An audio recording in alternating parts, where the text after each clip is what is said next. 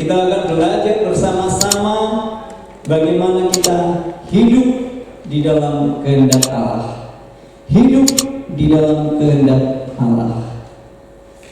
Kita akan membaca teks kita di dalam Yakobus pasal 4 ayat 13 sampai dengan ayat yang ke-17. Saya akan bacakan dan Bapak Ibu boleh menyimaknya. Jadi sekarang, hai kamu yang berkata, hari ini atau besok kami berangkat ke kota Anu, dan di sana kami akan tinggal setahun dan berdagang serta mendapat untung. Sedang kamu tidak tahu apa yang akan terjadi besok. Apakah arti hidupmu? Hidupmu itu sama seperti uap yang sebentar saja kelihatan lalu lenyap. Sebenarnya kamu harus berkata, jika Tuhan menghendakinya, kami akan hidup dan berbuat ini dan itu. Tetapi kamu sekarang memegahkan diri dalam congkakmu, dan semua kemegahan yang demikian adalah salah. Jadi jika seorang tahu bagaimana ia harus berbuat baik, tetapi tidak melakukannya, ia berdosa. Sebagai orang-orang yang percaya, ketika kita percaya kepada Yesus Kristus, menerima Dia sebagai Tuhan dan Juru Selamat pribadi, Allah memiliki rencana yang indah di dalam setiap kehidupan kita. Amin. Rencana yang besar di dalam setiap kehidupan, masa depan yang penuh dengan pengharapan. Amin. Yeremia 29 ayat yang ke-11 di sana dikatakan, sebab aku ini mengetahui rancangan-rancangan apa yang ada padaku mengenai kamu. Demikianlah firman Tuhan, yaitu rancangan damai sejahtera dan bukan rancangan kecelakaan, untuk memberikan kepadamu hari depan yang penuh dengan harapan. Rancangan yang luar biasa yang diberikan oleh Allah bagi setiap orang-orang yang percaya. Oleh karena itu Allah menginginkan setiap pribadi kita untuk hidup di dalam kehendak dan rencananya. Rasul Paulus menasihatkan kepada jemaat yang ada di Roma, Roma 12 ayat yang pertama dan yang kedua. Di sana dikatakan, karena itu saudara-saudara, demi kemurahan Allah menasihatkan kamu, supaya kamu mempersembahkan tubuhmu sebagai persembahan yang hidup, yang kudus dan yang berkenan kepada Allah. Itu adalah ibadahmu yang sejati. Janganlah kamu menjadi serupa dengan dunia ini, tetapi berubahlah oleh pembaharuan budimu, sehingga kamu dapat membedakan manakah kehendak Allah, apa yang baik, yang berkenan kepada Allah, dan yang sempurna. Allah menghendaki kepada kita semua supaya kita mempersembahkan tubuh kita sebagai persembahan yang hidup, yang kudus, dan yang berkenan kepada Allah, supaya kita juga mengetahui manakah kehendak Allah, apa yang baik, yang berkenan kepada Allah, dan yang sempurna. Di dalam surat Galatia, Paulus juga menasihatkan kepada jemaat yang ada di Galatia, namun aku hidup, tetapi bukan lagi aku sendiri yang hidup, melainkan Kristus yang ada di dalam aku. Dan hidupku yang kuhidupi sekarang di dalam daging adalah hidup oleh iman dalam Anak Allah yang telah mengasihi dan menyerahkan dirinya untuk aku. Hidup kita adalah milik Kristus sepenuhnya. Kehendak Allah menghendaki hidup kita sepenuhnya untuk Kristus. Tadi dikatakan supaya kita mempersembahkan hidup kita sebagai persembahan yang hidup, yang kudus, dan yang berkenan kepada Allah. Hidup kita sudah dibeli dan harganya lunas dibayar dengan darah yang mahal. Karena itu saya boleh katakan bahwa kita sebenarnya tidak punya hak sama sekali atas hidup kita. Tuhanlah yang memiliki hak atas seluruh kehidupan kita. Walaupun di dalam kehidupan kita seringkali boleh dikatakan keinginan daging dan keinginan roh itu senantiasa bertentangan. Seringkali kita lebih menginginkan kehendak kita sendiri, keinginan daging kita sendiri. Bahkan Rasul Paulus pun mengalami hal yang demikian. Di dalam Roma pasal yang 22 sampai dengan 23. Paulus mengatakan demikian, sebab bukan apa yang kukehendaki, yaitu yang baik yang aku perbuat, melainkan apa yang tidak kukehendaki, yaitu yang jahat yang aku perbuat. Sebab di dalam batinku aku suka akan hukum Allah, tetapi di dalam anggota tubuhku aku melihat hukum lain yang berjuang melawan hukum akal budiku dan membuat aku menjadi tawanan hukum dosa yang ada di dalam anggota tubuhku. Kita ingin berbuat baik, tetapi seringkali keinginan daging kita lebih kuat sehingga kita terkadang menginginkan melakukan keinginan atau kehendak diri kita sendiri daripada keinginan roh. Oleh karena itu biarlah kita senantiasa dipimpin oleh Roh Allah. Sebab Tuhan berjanji kepada kita semuanya. Di dalam Yohanes 14 di sana dikatakan, Yohanes 14 ayat 16 dan 17 bagian B, aku akan minta kepada Bapa, dan Ia akan memberikan kepadamu seorang penolong lain, supaya Ia menyertai kamu selama-lamanya. Ia akan menyertai kamu dan akan diam di dalam kamu. Di dalam Yohanes 16 ayat 13 di sana dikatakan, tetapi apabila Ia datang, yaitu Roh kebenaran, Ia akan memimpin kamu di dalam seluruh kebenaran. Roh Kudus itu yang akan memimpin kehidupan kita. Roh Kudus itu yang akan menolong kita sehingga kita berjalan di dalam kehendak Allah. Roh Kudus, di dalam Yohanes tadi dikatakan, Roh Kudus ada di dalam kita. Roh Kudus ada di dalam diri kita. Jika roh kita tunduk kepada pimpinan Roh Kudus, jika roh kita tunduk dalam pimpinan Roh Kudus, maka kita hidup di dalam kehendaknya. Berdoa itu akan menguatkan otot-otot rohani kita. Berdoa akan menguatkan otot-otot rohani kita. Berdoa juga akan membuat roh kita lebih peka kepada pimpinan Roh Kudus. Amin. Sama seperti orang yang melatih otot yang dengan barbel, demikian juga otot-otot rohani kita. Kita boleh latih dengan doa. Amin. Amin. Berdoa akan membuat kita lebih peka terhadap kehendak Allah untuk setiap aspek pergumulan kehidupan kita, untuk setiap persoalan kehidupan kita. Doa akan membuat kita peka sehingga kita dapat tetap berjalan di dalam kehendak Allah. Amin.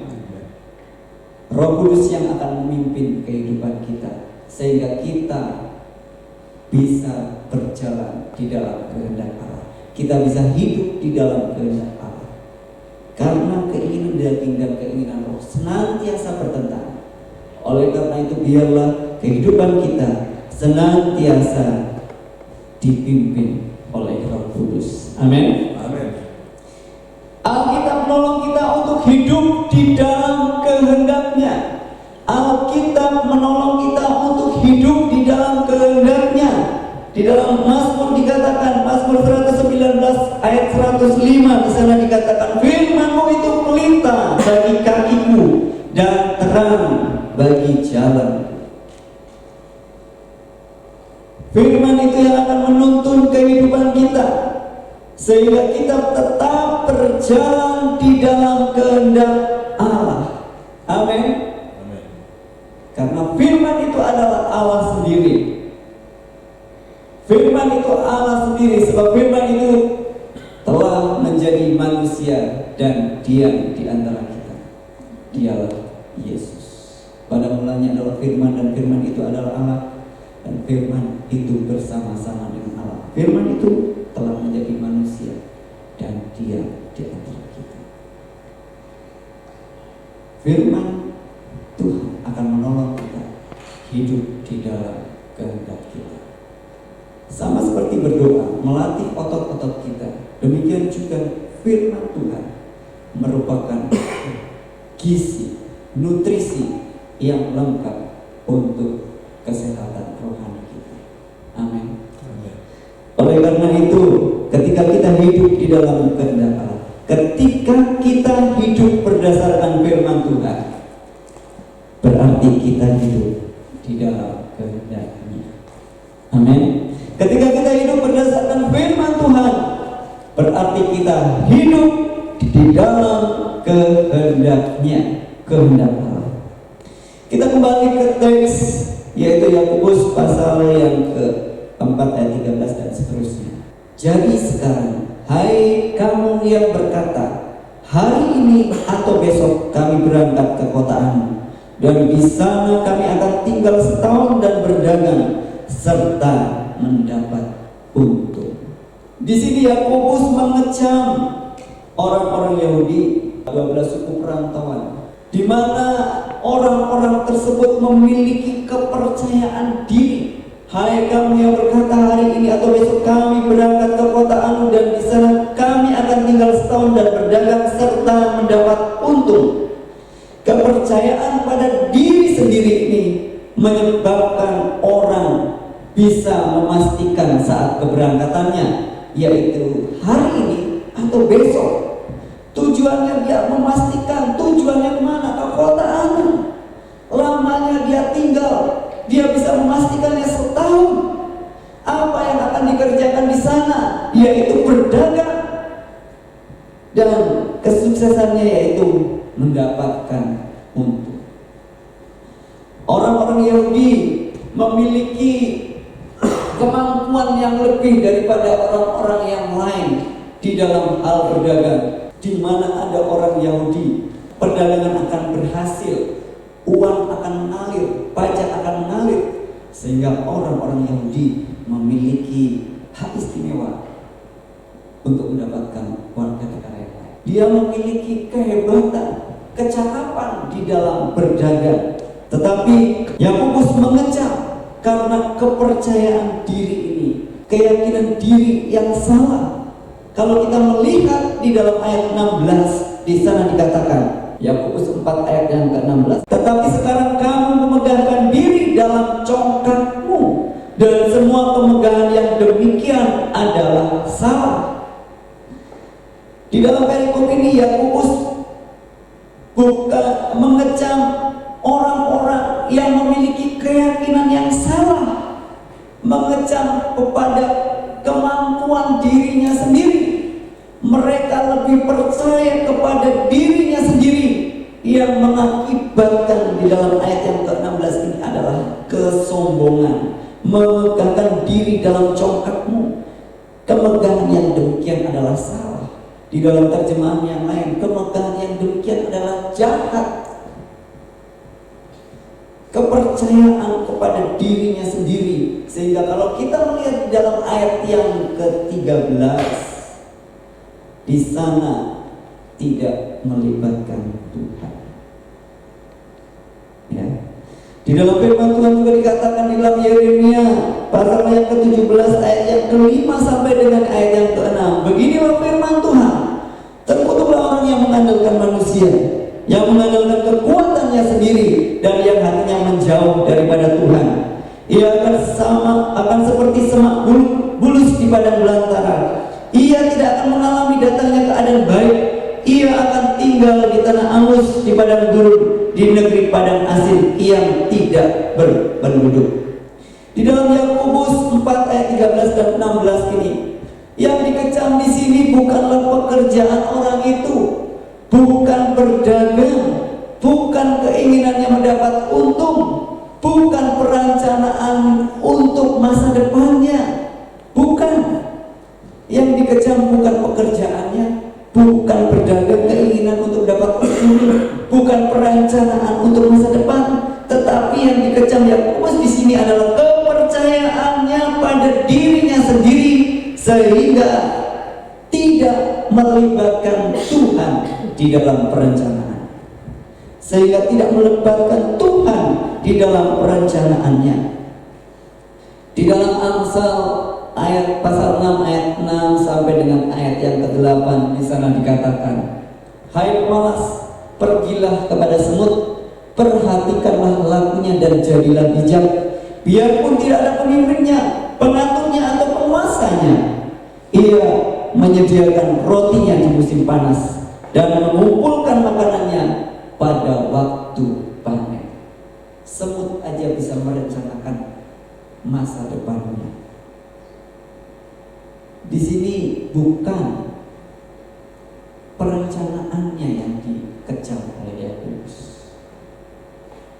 Bahkan ada sebuah statement yang mengatakan, ketika kita gagal merencanakan, berarti kita merencanakan untuk gagal. Gagal merencanakan sama dengan merencanakan untuk gagal. Ketika kita gagal merencanakan sesuatu, maka sebenarnya kita sama aja dengan merencanakan sebuah kegagalan. Oleh karena itu, Bapak Ibu Saudara sekalian, yang dikecam di sini bukanlah pekerjaannya,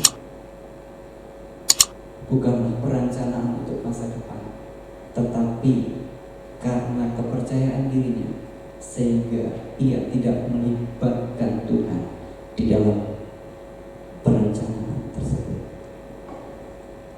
Ya. Kalau kita melihat di sini, di dalam ayat yang ke-13 tadi, kesalahan daripada percaya pada diri sendiri, mengandalkan kekuatan dirinya sendiri. Yang pertama, percaya diri sendiri, percaya pada diri sendiri menyebabkan kita berusaha tanpa bimbingan ataupun pertolongan Tuhan. Kalau kita melihat di sini, tidak melibatkan Tuhan di dalam ayat yang ke-13. Karena merasa dirinya mampu, karena merasa dirinya bisa. Tanpa Tuhan saya bisa. Saya jagonya di dalam berdagang. Orang-orang ya percaya diri pada diri sendiri, mengandalkan kekuatannya karena kemampuannya. Itu menyebabkan manusia berusaha tanpa bimbingan dan pertolongan daripada Tuhan. Ya. Di dalam ayat 14 di sana juga dikatakan, sedang kamu tidak tahu apa yang akan terjadi besok. Apakah arti hidupmu? Hidupmu itu sama seperti uang yang sebentar saja kelihatan lalu lenyap. Dan orang itu merasa pasti akan segala sesuatu. Sedangkan di dalam ayat 14 mengatakan, kamu tidak tahu akan hari besok. Kalau saja kamu tidak tahu akan terjadi hari besok, bagaimana kita bisa percaya pada diri kita sendiri, pada kekuatan manusia, pada manusia itu sendiri tidak tahu apa yang akan terjadi besok. Di dalam ayat 14b, hidupmu itu sama seperti uang yang sebentar saja kelihatan lalu lenyap. Ini menunjukkan bahwa diri kita bersifat fana, sementara dan lemah. Bagaimana kita bisa menaruh kepercayaan kepada sesuatu yang lemah, kepada pribadi kita yang lemah? Di dalam ayat yang ke-16 juga dikatakan, tetapi sekarang kamu memegangkan diri dalam congkakmu, dan semua pemegang yang demikian adalah salah. Kepercayaan pada diri sendiri tanpa melibatkan Tuhan itu sebenarnya adalah sebuah kesombongan. Tanpa Tuhan aku bisa. Ini menunjukkan sebuah kesombongan. Di dalam ayat 16 ini di sini dikatakan, ini menunjukkan, ayat ini menunjukkan, ayat yang ke-13-16 menunjukkan bahwa perencanaan saja tidak cukup tanpa melibatkan Tuhan. Apapun yang Bapak Ibu Saudara kerjakan, senantiasa melibatkan Tuhan. Amin. Di dalam Yohanes 15 ayat 5 di sana dikatakan, sebab di luar aku kamu tidak dapat berbuat apa-apa. Amin. Di luar Kristus kita tidak dapat berbuat apa-apa. Jikalau kita bisa kita ada sebagaimana kita ada saat ini, itu semua karena anugerah Tuhan. Amin. Yang menjadi pertanyaannya adalah bagaimana kita hidup di dalam kehendak Tuhan. Bagaimana kita hidup di dalam kehendak Tuhan? Yang pertama yang harus kita lakukan adalah berhenti untuk berpikir atau merenung. Di dalam ayat yang ke-13, jadi sekarang ini merupakan suatu ungkapan untuk menyuruh berhenti berpikir dan merenung, merefleksikan diri kita bahwa kita ada sebagaimana kita adanya oleh karena anugerah Tuhan. Amin. Kita ada oleh karena pertolongan Tuhan. Oleh karena itu, kita perlu melibatkan Tuhan di dalam tinggal tenang dan percaya terletak kekuatan. Oleh karena itu kita perlu merenung, berpikir bersama-sama dengan Tuhan ketika kita mau mengambil sebuah keputusan, ketika kita mau merencanakan segala sesuatu. Di dalam tinggal tenang dan percaya terletak kekuatan. Amin. Oleh karena itu di dalam perencanaan bagaimana kita hidup di dalam kehendak Tuhan. Yang pertama, kita harus berhenti, berpikir, merenung, diam di dalam hadirat Tuhan, karena di situ ada kekuatan yang akan diberikan kepada kita. Amin. Dan yang kedua, sebenarnya kamu harus berkata, jika Tuhan menghendakinya, kami akan hidup dan berbuat ini dan itu. Pernyataan ini, kalimat ini menunjukkan pada rencana Allah yang kekal di dalam kehidupan orang-orang yang percaya. Kita harus menyadari di dalam hati kita, di dalam pikiran kita, bahwa sesuatu bisa terjadi oleh karena kehendak Tuhan, oleh karena kehendak Allah. Segala sesuatu bisa terjadi ketika Allah menghendakinya. Kita boleh merencanakan segala sesuatu, tetapi Tuhan yang memutuskannya. Oleh karena itu, libatkanlah Tuhan di dalam setiap perencanaan kita. Saya pernah mendengar khotbah tentang hal ini. Pada saat itu salah satu teman pendeta dari Kalimantan ketika itu mau mengikuti KPAI yang pertama yang ada di Batu Malang. Oken dan Bu Lucy dan teman-teman mungkin ikut, tetapi waktu itu masih di Surabaya. Ya, beliau, ibu ini khotbah tentang hal ini. Ya, dia ingin mengikuti KPAI semuanya sudah. Tetapi setelah selesai khotbah pada pagi itu jam 5 sampai jam 6, dia mendengar kabar dari Kalimantan, suaminya ada mengalami masalah, dan pada siang itu juga dia harus kembali ke Kalimantan. Kita tidak tahu hari esok, kita tidak tahu waktu yang kedepannya. Baru saja dia berkhotbah selesai, beberapa menit kemudian dia mendengar, dan dia tidak jadi mengikuti KPAI, Konferensi Pelayanan Indonesia, dan akhirnya harus pulang. Kita tidak tahu akan hari besok, tetapi ini kamu harus berkata, jika Tuhan menghendaki, kami akan hidup dan berbuat ini dan itu. Amin. Oleh karena itu, ketika kita hidup di dalam kehendak Allah, ketika Allah menghendaki, maka sesuatu pun terjadi. Ada banyak kebenaran firman Tuhan yang dimana kita berhidup. Dan yang ketiga, bagaimana kita hidup di dalam kehendak Allah. Yang ketiga adalah percaya kepada Allah. Masih tetap di dalam ayat yang ke-15. Bapak Ibu, jika Tuhan menghendakinya, di sini menunjukkan bahwa kita melakukan segala sesuatu itu dengan yakin. Kita harus melakukan segala sesuatu itu dengan yakin. Tetapi keyakinan itu tidak boleh kita letakkan pada diri kita sendiri. Keyakinan itu tidak kita letakkan pada kekuatan diri kita sendiri. Keyakinan itu tidak kita letakkan pada kemampuan diri kita sendiri. Tetapi keyakinan itu harus kita letakkan kepada Tuhan. Amin.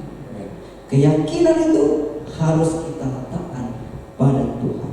Di dalam Filipi pasal 4 ayat yang ke-13. Segala perkara dapat kami tanggung, dapat kutanggung di dalam Dia yang memberi kekuatan kepada. Segala perkara dapat kutanggung di dalam Dia yang memberikan kekuatan kepadaku. Segala sesuatu, ketika kita melakukan segala sesuatu, ketika kita memulai rencana segala sesuatu, kita harus melakukannya dengan yakin, tetapi bukan berdasarkan pada keyakinan pada diri kita sendiri, tetapi berdasarkan kepercayaan kita kepada Allah. Jika Allah menghendakinya, maka tidak ada sesuatu yang mustahil. Pengetahuan kita terbatas, hidup kita terbatas. Pengetahuan kita terbatas, hidup kita terbatas. Oleh karena itu mari kita mengandalkan kekuatan Tuhan. Sebab tadi di dalam ayat yang ayat perikop ini dikatakan, sedang kamu tidak tahu akan apa yang akan terjadi besok. Pengetahuan kita terbatas, waktu kita terbatas, hidup kita sama seperti uap yang sebentar saja kelihatan lalu lenyap. Manusia hidup 70 tahun, jika kuat 80 tahun, mungkin ada yang lebih, itu bonusnya. Tetapi di dalam kekekalan 70 tahun, 100 tahun tidak ada artinya. Karena kekekalan tidak ada awal dan tidak ada akhir. 70 tahun, 100 tahun sama seperti itu yang sebentar. Pengetahuan kita terbatas, hidup kita terbatas. Oleh karena itu, mari kita mengandalkan Tuhan. Hidup ini adalah kesempatan. Karena itu kita pergunakan untuk melayani Tuhan. Amin. Karena kita tidak tahu apa yang terjadi besok. Saya baru melihat salah seorang pendeta di Asia di Bali, di Denpasar Bali, meninggal dunia. Ya, saya pernah berkunjung di tempatnya dan dia ada panti asuhan juga. Dulu saya boleh melayani anak-anak di sana, anak-anak panti, ya, pakai bahasa Indonesia karena di situ ada bulenya. Ibu Vin ini yang menerjemahkan pakai bahasa Inggris.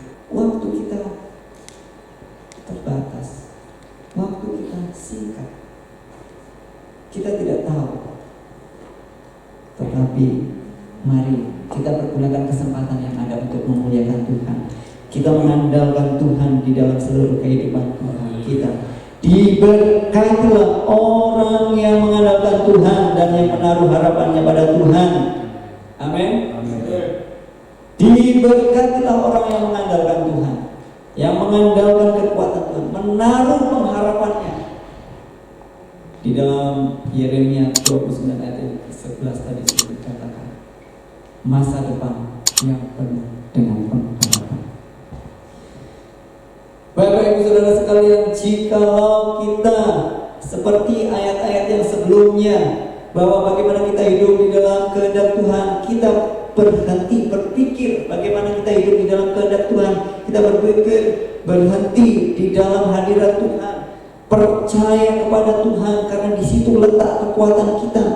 Kita bisa hidup di dalam kehendak Tuhan ketika kita menyadari bahwa segala sesuatu itu bisa terjadi ketika Allah menghendakinya. Dan ketika kita bisa hidup di dalam Tuhan ketika kita percaya kepada Allah. Jikalau di dalam ayat yang ke-17 yang menyimpulkan dari segala sesuatu yang kita baca. Jadi jika seorang tahu bagaimana ia harus berbuat baik, tetapi ia tidak melakukan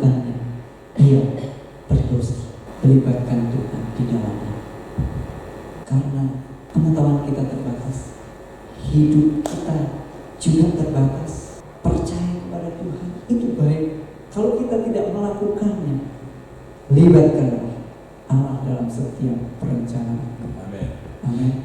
Libatkan Allah dalam setiap perencanaanmu. Sebab di dalam Mazmur 25 ayat yang ke-14 di sana dikatakan, Tuhan bergaul karib dengan orang yang takut akan Dia, dan perjanjiannya diberitahukan kepada mereka. Libatkan Allah dalam setiap rencanamu, karena Mazmur mengatakan Tuhan bergaul karib dengan orang-orang yang takut akan Dia, dan perjanjiannya diberitahukan kepada mereka. Kehendak Tuhan akan diberitahukan, perjanjiannya akan diberitahukan kepada kita, orang-orang yang takut akan Dia. Oleh karena itu, libatkanlah Tuhan di dalam setiap perencanaan kita. Jadi, jika seseorang tahu bagaimana ia harus berbuat baik, tetapi tidak melakukannya, ia berdosa. Mari kita sama-sama belajar untuk hidup dalam kehendak Allah, bersama-sama melakukannya di dalam kehidupan kita. Libatkan Tuhan di dalam segala sesuatu. Amin. Mari kita berdoa. Kita mau sama-sama nyanyikan Ku Hidup Bagimu. Kalau ku hidup bagimu.